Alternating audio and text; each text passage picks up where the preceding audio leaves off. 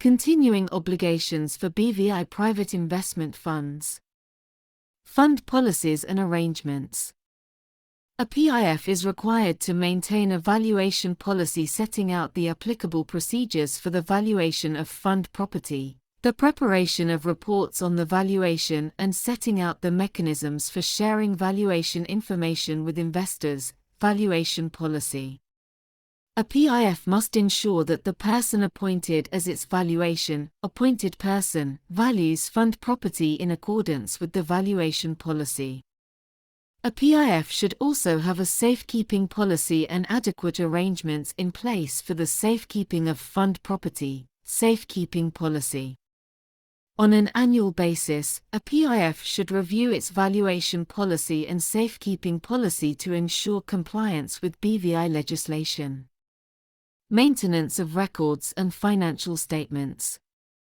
A PIF must maintain records that are sufficient to show and explain its transactions, to enable its financial position to be determined with reasonable accuracy at any time, to enable it to prepare financial statements and make returns and, if applicable, to enable its financial statements to be audited. A PIF must prepare financial statements for each financial year that comply with the International Financial Reporting Standards, promulgated by the International Accounting Standards Board. UK GAAP, US GAAP, Canadian GAAP, or internationally recognized and generally accepted accounting standards equivalent to the accounting standards referred to above. Anti-money laundering obligations. The BVI anti-money laundering (AML) regime applies to all funds as they are classified as relevant persons under the Anti-Money Laundering Regulations 2008. In addition to appointing an officer to the fund or another individual as MLRO, as mentioned above, a fund will be required to put in place investor onboarding procedures which address typical "know your client" requirements.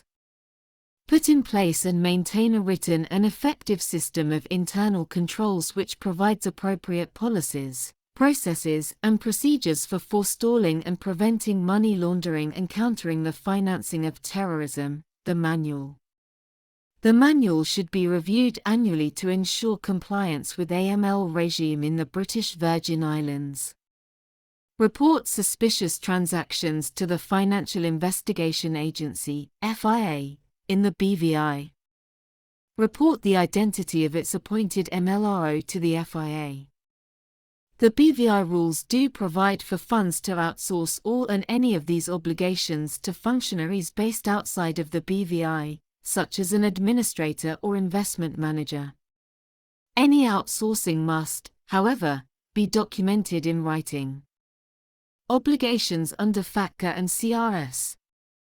PIFs are required to register for a Global Intermediary Identification Number, GIIN, with the U.S. Internal Revenue Service. Funds are also required to enroll with the ITA. Enrollment for FATCA reporting is made through the ITA's online portal, called BVI Financial Account Reporting System, and for CRS is made by email to bvifas@gov.vg. PIFs will need to identify reportable accounts and start to report the necessary information to the ITA. The reporting deadline for US FATCA, UK FATCA, and CRS is the 31st of May.